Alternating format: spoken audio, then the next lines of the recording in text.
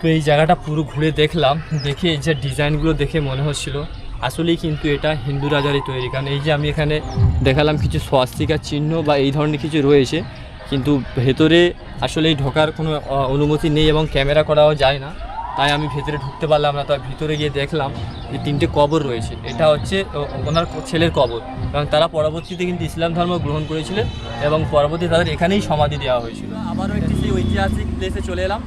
এই ঐতিহাসিকটা খুবই মজাদার হতে চলেছে, বিকজ এখানে দেখুন লেখা আছে রাজা গণেশের তৈরি, অর্থাৎ এই যে আপনারা দেখছেন ওটা হচ্ছে 1 লাখের স্মৃতিসৌধ। তো এই স্মৃতিসৌধটা তৈরি করেছিল রাজা গণেশ।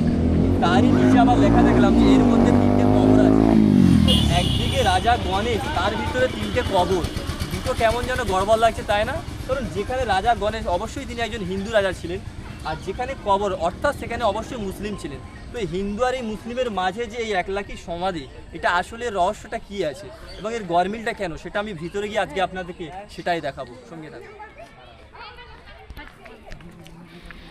এখানে এর ভিতরে ক্যামেরা নিয়ে অ্যালাউ নেই, তাই আমি আপনাদেরকে বাইরের দৃশ্যগুলো দেখাবো এবং সব শেষে আমি আপনাদেরকে ভিতরের দৃশ্যটি দেখানোর চেষ্টা করব। আর সেই সাথে সাথে আমি আপনাদেরকে একটু ইতিহাসটাকে স্মরণ করিয়ে দেব। 1500 শতাব্দীতে নির্মিত এই স্মৃতিসৌধটি বাংলার সুলতান আলাউদ্দিন হোসেন শাহের পিতা সুলতান জালালউদ্দিন মোহাম্মদ শাহের সমাধি হিসেবে এটা পরিচিত।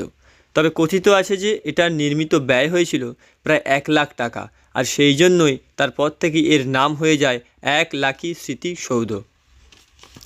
এখানে সমাধিস্থ আছেন সুলতান জালালউদ্দিন মোহাম্মদ শাহ এবং তার স্ত্রী ও পুত্র।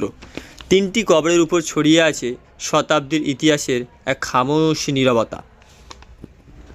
দেওয়ালের খিলান, গম্বুজ আর মিহিক করা কারুকার্যের প্রতিটি অংশে যেন তখনকার সুলতান স্থাপত্যের নিখুঁত শিল্পকর্মের সাক্ষী, আর চারপাশের সবুজ পরিবেশ এই স্থাপত্যকে আরও রহস্যময় ও প্রান্ত করে তুলেছে। 1 লাখি স্মৃতিসৌধ কেবল একটি স্থাপনা নয়, এটি অতীতের ইতিহাস, ভালোবাসা আর রাজকীয় মহিমার এক অনন্ত প্রতীক। মালদা এলে অবশ্যই এই স্থানের সৌন্দর্য ঐতিহ্য অনুভব করতে ভুলবেন না। এখন আমরা জানব এখানের আসল রহস্য কী। সুলতান জালালউদ্দিন মোহাম্মদ শাহ, অর্থাৎ যিনি এখানে রয়েছেন কবরস্থ হিসেবে, ওনার পূর্ব নাম ছিল কিন্তু যদু বা যাদব মল্ল।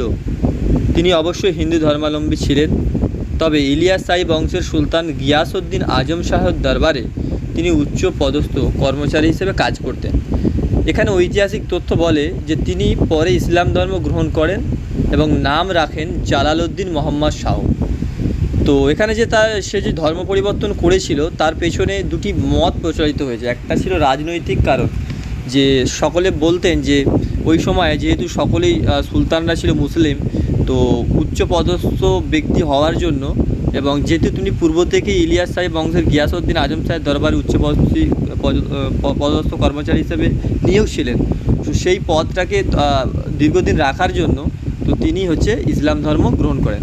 আবার কেউ কেউ বলেন যে তিনি সুলতানের মেয়েকে বিবাহ করার জন্য ইসলাম ধর্ম গ্রহণ করতে বাধ্য করা হয়েছিল।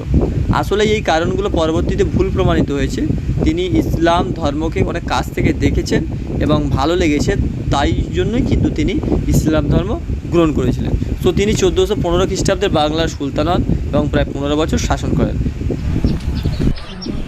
আর এটা তিনি অনেক আগে থেকেই কিন্তু নির্মাণ করে রেখেছিলেন এই জায়গাটা। পরবর্তী তিনি যখন ইসলাম ধর্ম গ্রহণ করেন এরই ভেতরে তিনি কিন্তু কবরস্থ হয়েছেন, অর্থাৎ সেইভাবে আদেশ করা হয়েছিল।